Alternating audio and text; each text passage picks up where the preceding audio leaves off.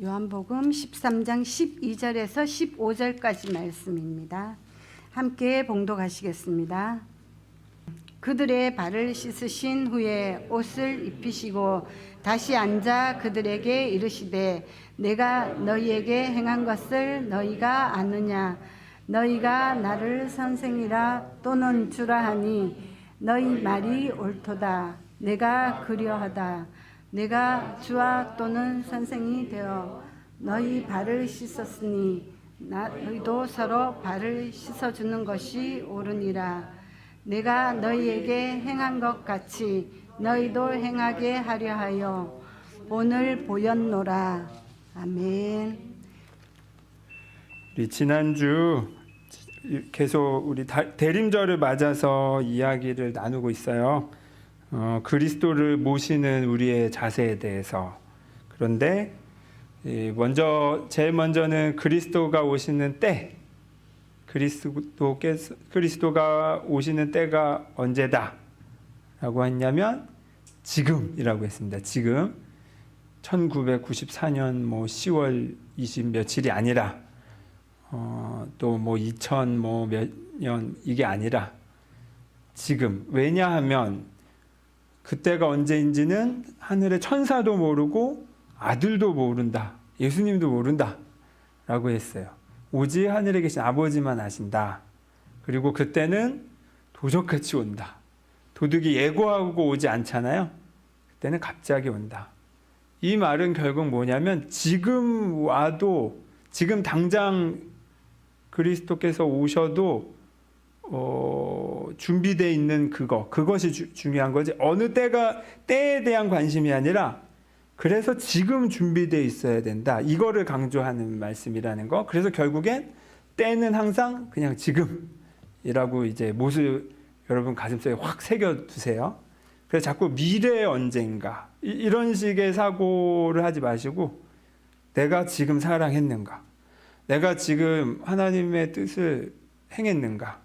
지금 이 순간 내가 화가 나는 상황이든 아니면 심심한 상황이든 상관없이 지금 이 순간 하나님이 나에게 원하시는 건 뭘까? 나는 하나님을 대표해서, 하나님을 대신해서 지금 이 순간 무엇을 드러내기를 하나님은 원하실까? 이렇게 묻는 거. 지금 묻는 거. 이 얘기를 했고요. 또 지난주는 그리스도가 오시는 자리 해가지고 그 자리는 저 예루살렘 성전도 아니고 어디 계룡산 어디 산쪽 정도령이 온다는 거기도 아니고 바로 내가 내 마음을 이렇게 회개하는 자리, 회개하는 바로 그곳에 그리스도께서 오신다고 했어요. 그럼 회개한다는 게 뭐냐? 요 얘기를 이제 우리 수요 신앙 강좌 때 했는데 한번 혹시 못 들으신 분은 유튜브를 꼭 한번 들어보시기를 바랍니다. 그때 제가 말씀드렸던 건 뭐냐면 회개라는 걸 우리는 보통 회개하라고 하면 의뢰 어떻게 생각하냐면 내가 뭘 잘못했지? 이렇게 찾아요. 회개하라는 걸 잘못을 찾는 거로 생각해요. 물론 이것도 잘못을 찾는 것 중에 회개 중에 하나이기도 해요. 내 자신을 성찰하는 거. 내가 지금 혹시 나만 모르고 다 아는데 나만 나의 어떤 잘못을 모르고 사는 건 아닐까 하고 묻는 거는 참 착한 마음이죠. 그런데 그거는 회개의 아주 작은 일부예요. 작은 일부. 그럼 회개는 뭡니까? 그때 제가 말씀드렸지 전향이라고 했죠. 방향을 확 바꾸는 거. 확 바꾸는 거. 그런데 그럼 무슨 방향을 바꾸냐? 두려움과 불안의 삶을 살던 거기에서 사랑과 감사로 바꾸는 것가 전향이고 그래서 이게 회개다. 이런 얘기를 했어요. 아니, 회개는 잘못에 대한 거 아닌가요? 왜냐하면 우리가 죄를 짓는다고 했을 때 그 마음이 무슨 마음에서 죄를 짓겠어요? 누군가에게 해코지를 하거나 욕을 하거나 아니면 사기를 치거나 폭력을 행사한다. 이런 식의 죄를 만약에 지었다. 거짓말을 했다. 뭐 등등등 사소하든 크든 우리가 보통 죄라고 하는 그거를 무슨 마음에서 하냐는 거죠. 와, 너무 내 삶이 감사해, 행복해, 미치겠네 라면서 소새끼야 이렇게 하진 않잖아요. 그러니까 누군가를 공격하는 마음, 혹은 죄를 짓는 마음, 거짓말한다라는 마음, 그 마음은 동기가 뭐냐면 두려움이에요. 내가 두렵기 때문에 누군가를 때리는 거야. 내가 지금 마음이 쫓기기 때문에 내 자녀에게 잔소리 한 번 나갈 거 10마디가 나가는 거예요. 그건 실은 내 불안과 두려움이 오히려 더 뿌리 깊은 핵심이지, 겉으로 드러나는, 그러니까 이 어떤 우리의 그 죄, 보통 우리가 흔히 생각하는 그 윤리도덕적인 죄, 혹은 뭐 그런 류의 죄들은 실은 되게 표면적인 것들입니다. 이건 되게 중요합니다. 우리가 겉으로 보고 그 사람 행동에 대해서 우리의 법은 잘잘못을 따지고 처벌도 하고 뭐 하는데, 실은 우리 신앙인들이 봐야 되는 건 뭐냐면 겉으로 드러나는 죄가 아니라 왜 그런 것이 드러났을까에 대한 뿌리를 봐야 돼요. 결국 그 뿌리가 뭐냐? 두려움이에요. 그래서 저는 예전부터, 그 어린 시절부터의 감각인데, 전에 말씀드린 적 있지만, 내가 되게 싫어하는 친구, 아주 너무 장난이 심하고 해코지하는 이 친구들 보면 막 정내미가 떨어져요. 상대하지도 않아. 그런데 어느 날 그 친구가 초등학생 때인데 어디 지나가는데 학교 구석에서 울고 있는 거예요. 막 서럽게 울고 있어.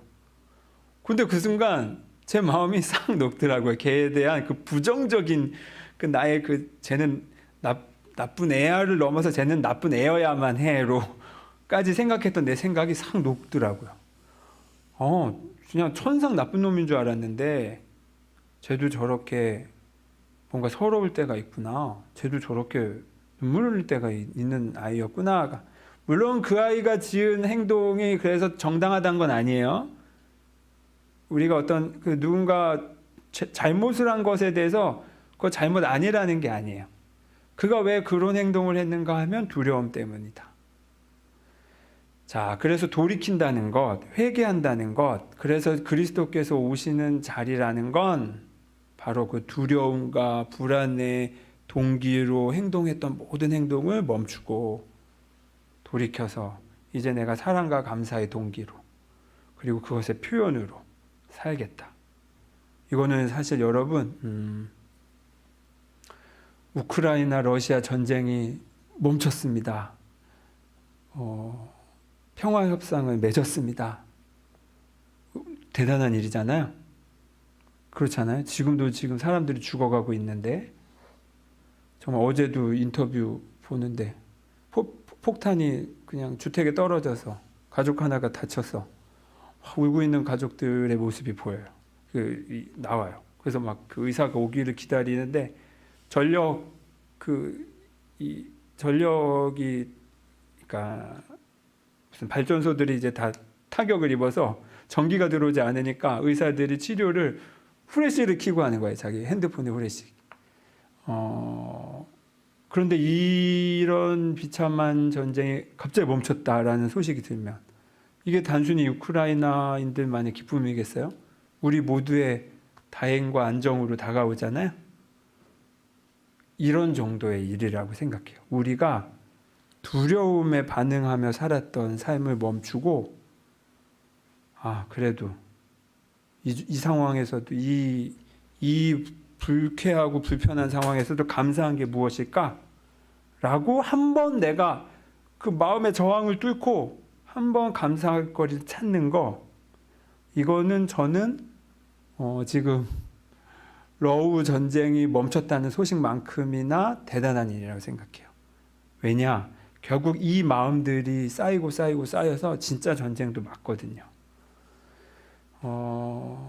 그래서 여러분, 바로 여기에 그리스도의 평화라고 할 만하지 않겠습니까? 평생 원망과 증오로 살던 삶이 갑자기 돌이킨 거, 그거는 무슨 하늘을 날아다니고 죽은 사람이 살아나고 뭐 바다가 갈라지고 이런 초자연적인 기적보다 전 더 큰 기적이라고 생각해요. 두려움에서 감사와 사랑으로 돌이키는 것. 이것이 바로 회개의 자리입니다. 유튜브 안 보셔도 되겠네요. 제가 설명을 길게 해서. 오늘은 그리스도가 오시는 뜻에 대해서 이야기를 나누고 싶어요. 한마디로 왜 오셨냐는 거예요. 자, 여기서 예수님이 왜 오셨냐? 그러면 이제 성경에 이제 여러 예수님 당신께서 스스로 말씀하신 그 표현들이 여러 개 나와요. 그런데 오늘은 오늘 읽은 요한복음 말씀을 토대로 나누고 싶습니다. 먼저 우리가 보통 예수님은 왜 오셨을까? 왜 오셨는가 하면 세상을 구원하러 라고 우리가 그렇게 알고 있죠. 예수님께서 세상을 구원하러 오셨어. 그래서 우리는 보통 근데 이것을 어떻게 은근히 느끼냐면 그치, 구원은 하나님의 몫이지.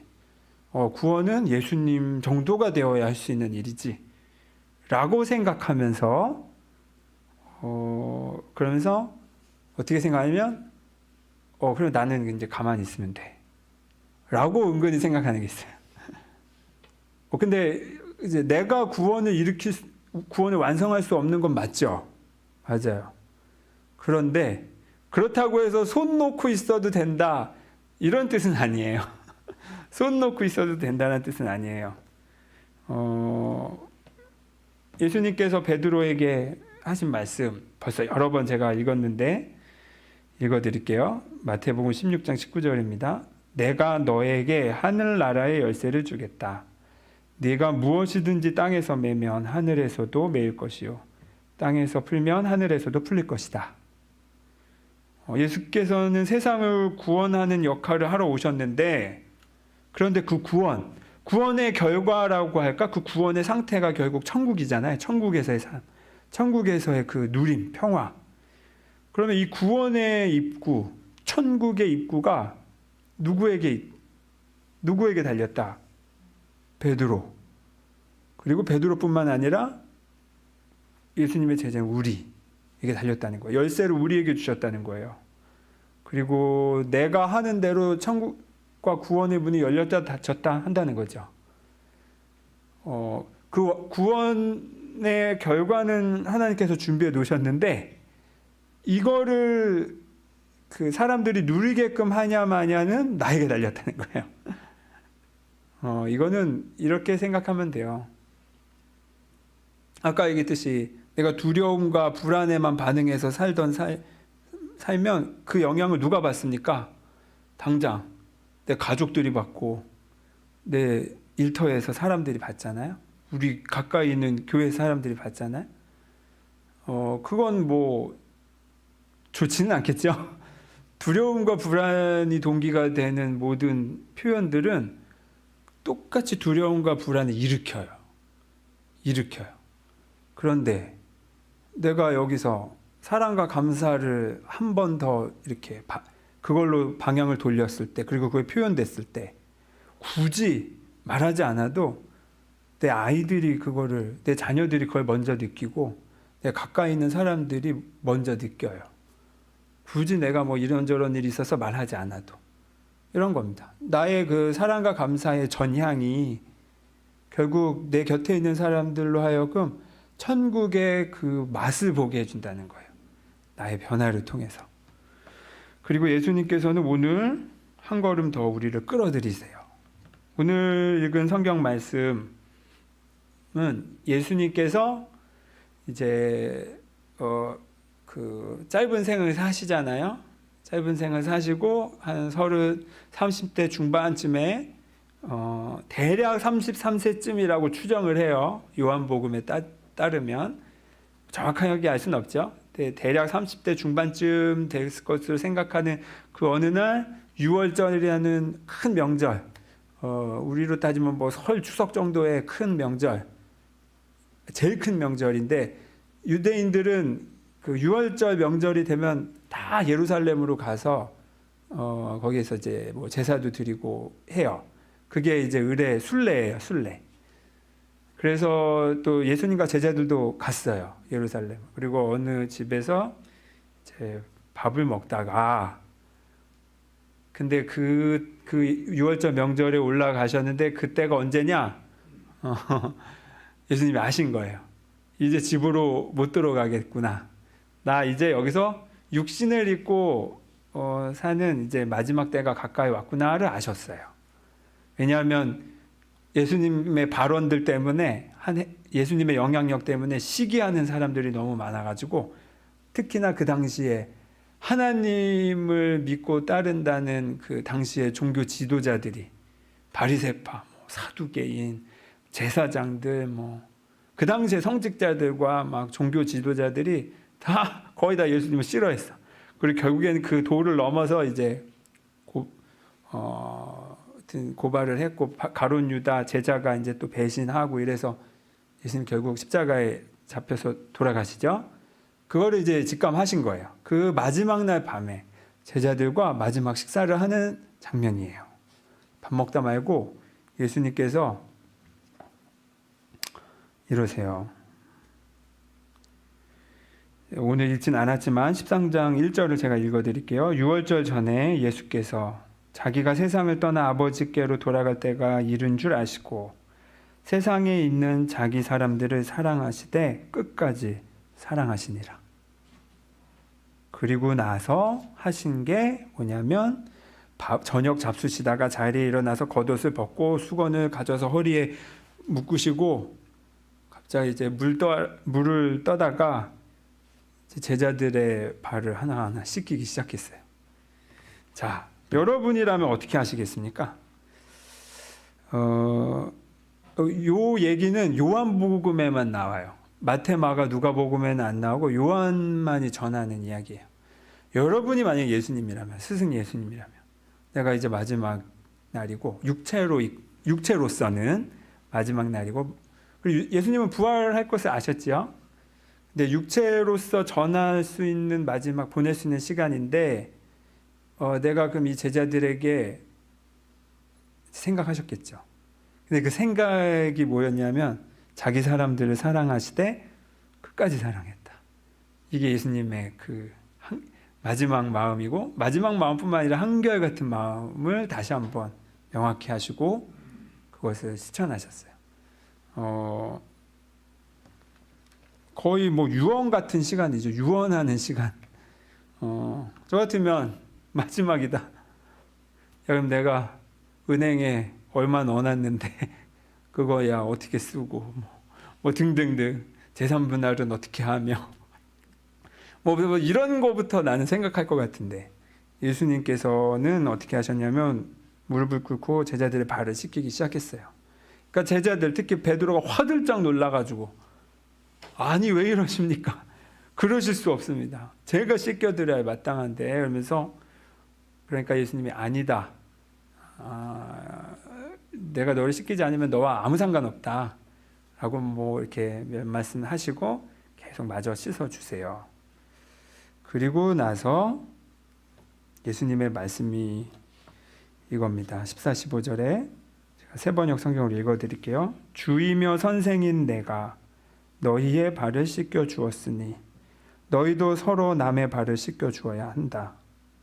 내가 너희에게 한 것과 같이 너희도 이렇게 하라고 내가 본을 보여준 것이다. 자, 이게 예수님의 요한복음이 전하는 마지막 가르침이에요. 주이며 선생인 너네가 나를 주요 선생이라고 했지 주님이라고 나를 불렀지 나를 선생이라고 불렀지 그래 네 말 맞아. 나 주고 선생이야. 그래서 내가 너희의 발을 씻겨 이거예요. 그리고 너희도 이렇게 해 하라고 보여준 거야. 그리스도께서 오신 뜻으로 대표적인 게 바로 이겁니다. 주님께서 본을 보이러 오셨어요. 본을 보인다는 것의 의미 아시죠? 말만 하는 삶이 아니잖아요. 말만 하는 게 아니라 우리 집 차일드가 또 오늘 아침에 또 화장실에서 또 이 유튜브 보시느라 이걸 갖고 들어가서 오래 앉아 계세요. 근데 너무 오래 앉아 있는 거예요. 또 너무 오래 앉아 있다가 갖고 들어가지 마라. 뭐 한마디 했죠. 그리고 그 말이 끝나기도 전에 떠오르는 게 있어요. 누가 그렇게 하고 있겠습니까? 제가 그렇게 하고 있습니다. 제가 또 어려서부터 화장실에서 아주 오래 화장실에서 살림을 하다시피 그런 습관이 있거든요. 이런 식으로 해봤자 뭐 먹히겠습니까? 안 먹히죠. 예수님께서 그래서 직접 발을 씻어주셨죠. 이것이 바로 우리가 살아야 할 삶이다 라고 단적으로 보여주시는 겁니다. 본을 보이신 예수님, 결국 예수님께서 그리스도께서 오신 뜻은 내가 너희를 이렇게 사랑한 것 같이 너희도 사랑해라 라는 겁니다. 그리고 우리로 하여금 그래서 그 뜻대로 살기를, 그 뜻을 행하며 살기를 예수님께서 말씀하고 계세요. 우리가 이제 몇 달 전에 나눴던 말씀 있죠? 요한복음 말고 마태, 마가, 누가복음을 우리 공관 같이 펼쳐놓고 본다라고 해서 공관 복음서라고 하는데, 여기서의 주된 주제를 한마디로 하자면 예수님을 따르는 삶이라고 했어요. 그리고 그것은 예수님 뒤로 오는 삶이라고도 했어요. 예수님보다 앞서지 않는 게 중요하다는 거, 이 예수님의 뜻을 거슬러서 내가 이미 잘한다라고 생각하고 하지 않는다는 거, 그리고 결국엔 예수님 뒤로 와서 그분 하신 그 발자취를 그대로 밟아가는 겁니다. 그러면 요한복음에 지금 이 말씀과 딱 떨어지죠. 예수님께서 하신 그것을 우리도 하는 삶. 자, 그런데 여러분 생각해 보세요. 예수님은 뭐 그리스도시니까 하나님의 아들, 우리도 하나님의 자녀지만 예수님은 격이 다르지 않겠습니까? 우리는 서자쯤 되고, 예수님은 거의 친자쯤 되는 뭐 그런 거 아닌가요? 그렇습니까? 우리는 서자쯤 됩니까? 하나님의? 그럴 리가 없죠. 그럴 리가 없어요. 그런데 그렇다고 해서 우리가 예수님 같은 것도 아니잖아요. 예수님처럼 할 자신도 없고. 그래서 보통 우리가 교회에서 그런 얘기를 많이 들어요. 예수님은 참된 신이고 참된 인간이다.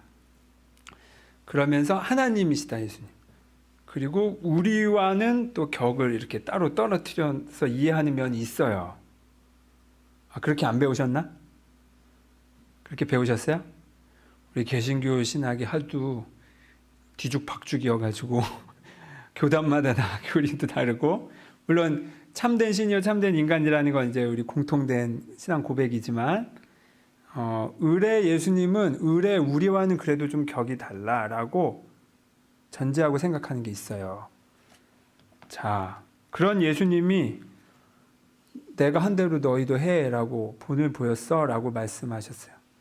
자, 그걸 어디까지 할 수 있을까요? 예수님께서 가르쳐 주신 거를 그건 예수님이 되니까 그렇게 했지, 우리가 그렇게 할 수 있나? 어디까지 그렇게 할 수 있을까? 예수님이 그걸 딱 말씀해 주셨어요. 너희 요 정도까지 해 라고. 궁금하시죠? 70%? 이것도 너무 많나?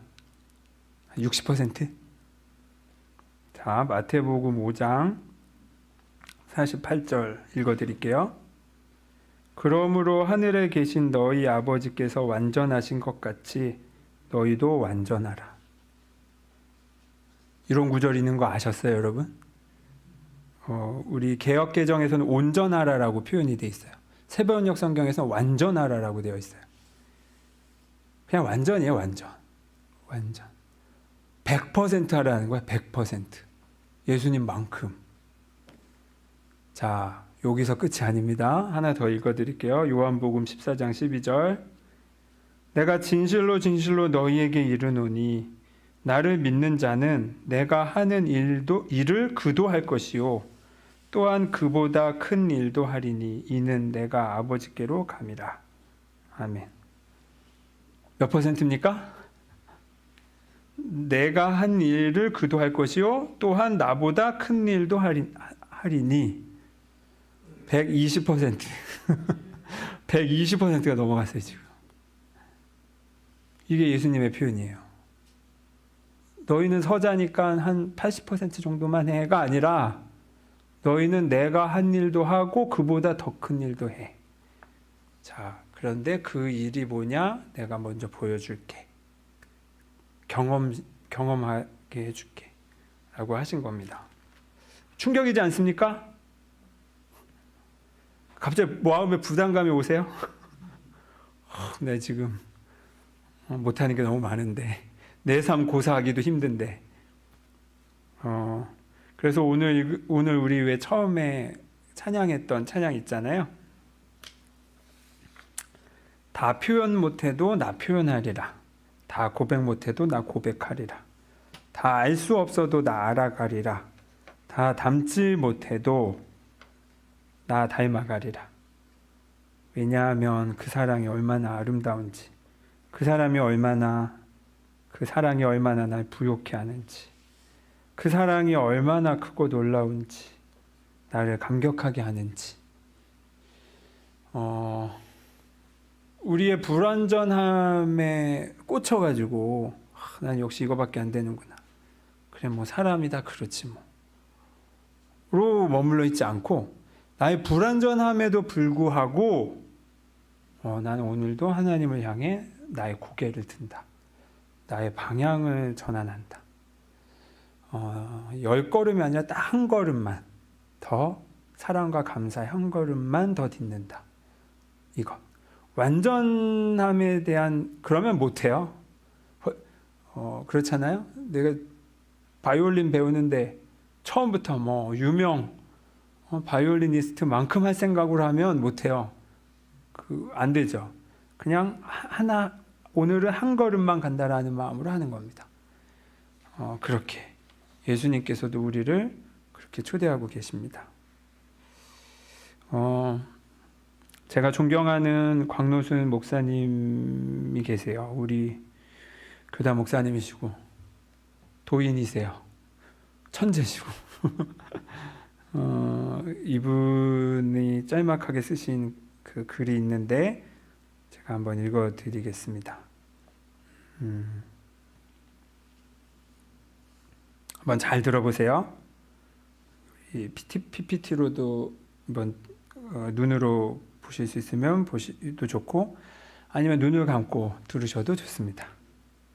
제가 읽어보겠습니다. 뜨거운 가슴으로 짧은 인생 동분서주하다. 어느 날 사람 아닌 몸으로 물가에 나타나 생선을 구우며 제자들을 기다리는 예수의 푸름을 보라. 법정에 선 예수의 고요함을 보라. 또한 형틀에 달려 고통하면서도 깨어있는 그의 환함을 얻으라. 거칠애를 모르는 예수를 보라. 아이들의 머리를 쓰다듬고 들에 핀 꽃들을 좀 보라는 그의 시각을 얻으라. 이런 것들이 예수의 종교라 말할 수 있다. 이런 분을 누구라 할 것인가? 세상 사람 어느 하나 믿을 수 없으나 이분께는 내 사정을 털어놓을 수 있으니 나의 영원한 친구라 부를까?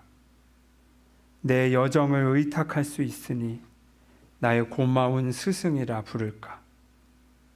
내가 패배하고 절망하는 순간에 부르면 지금도 보이지 않는 손길을 뻗어 응대해 오시니 신비스러운 님이요 주라 할까? 아니 우리가 겨우 알고 있는 명칭 따위가 적절할까? 이름은 훗날 만나서 묻기로 하고 그가 열어놓은 길을 오늘 가세.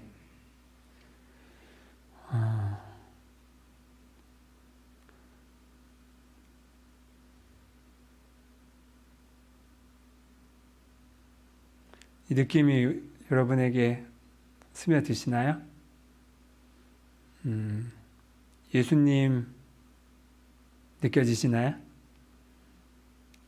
뭐 얼굴도 모르고 잘생겼는지 못생겼는지도 모르겠지만, 그리고 혹자들은 또 예수님의 어떤 이야기들이 막 여러 탄생 설화와 짬뽕돼서 실존하는 인물이 맞냐 틀리냐 또 설왕설래하지만 적어도 우리 이 이야기, 이 복음서를 통해서 드러나는 예수님이 전하시고 보여주신 그 사랑 그 자체는 지울 수가 없잖아요. 심지어 예수님이란 이름조차 정확한 게 아니라 할지라도 혹여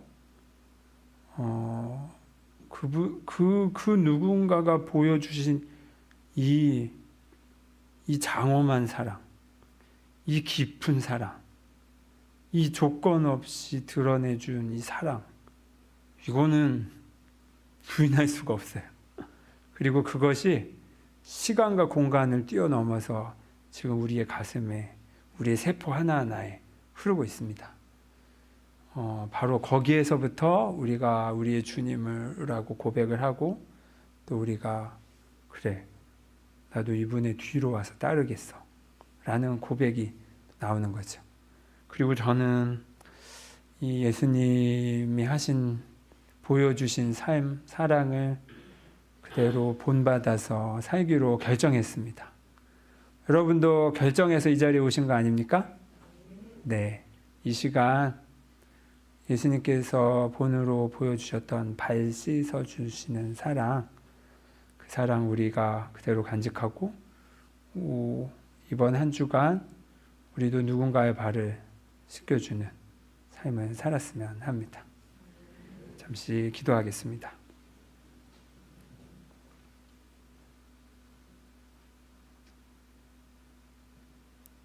주님 감사합니다. 우리가 어찌 살아야 할지 모를 때 주님께서 우리의 모범이 되어주셨습니다. 우리는 우리의 나약함에만 생각이 고정되어 있어서 내가 못하는 것, 불행한 것, 원망스러운 일들만 찾아서 나열하기에 바쁜데, 주님께서는 그런 것에 아랑곳하지 않고 내가 한 일도 너희도 할 것이고 내가 한 일보다 더 큰 일도 너희가 할 수 있다고 우리에게 말씀하시고 가르쳐 주셨습니다. 이 시간 우리의 부족함에도 불구하고 하나님의 자녀로서 우리의 본래의 성품을 우리가 기억하고 주님의 자녀답게 우리의 빛을 높은 곳에 두겠습니다. 그래서 우리의 이 작은 사랑의 실천 하나가 또 용서와 감사와 평화의 선택 하나가 우리의 가정을 변화시키고 우리의 교회를 변화시키고 우리가 살고 있는 이 지역과 또 일터를 변화시키고 이 지구를 변화시키는 그런 소중한 씨앗으로 주님께서 사용하여 주십시오. 예수 그리스도의 이름으로 기도드립니다. 아멘.